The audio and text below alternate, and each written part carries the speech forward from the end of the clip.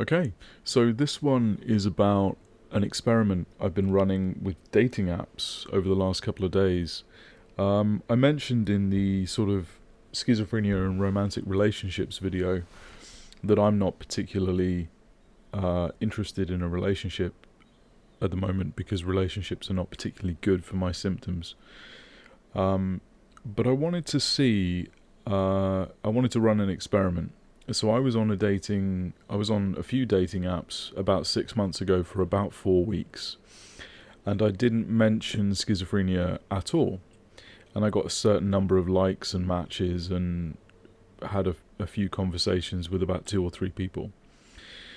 And then I returned to those apps a couple of days ago and I rewrote my bio. So I started with,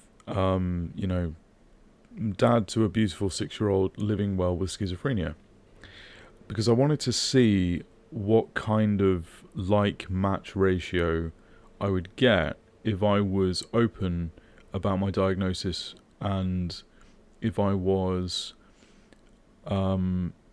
essentially imposing a hard filter. So by placing my diagnosis in my bio, I'm essentially immediately filtering out anybody who's scared of people with schizophrenia, doesn't understand it, doesn't know much about it, thinks it's too complicated or too much work or too much involvement. And it's been really interesting. I'm still getting likes and matches, but much fewer.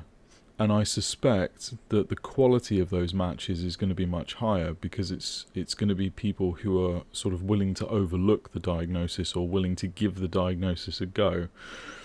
So that's been really interesting, and I just wanted to share that. I've noticed a significant reduction in the number of matches and likes, but I've also noticed that there still are some people out there who are not fazed or are curious enough to match with somebody who's open about a diagnosis of schizophrenia in their bio. So if you have schizophrenia, you're not getting out of the house much, you're concerned about the dating scene, I would say give it a go.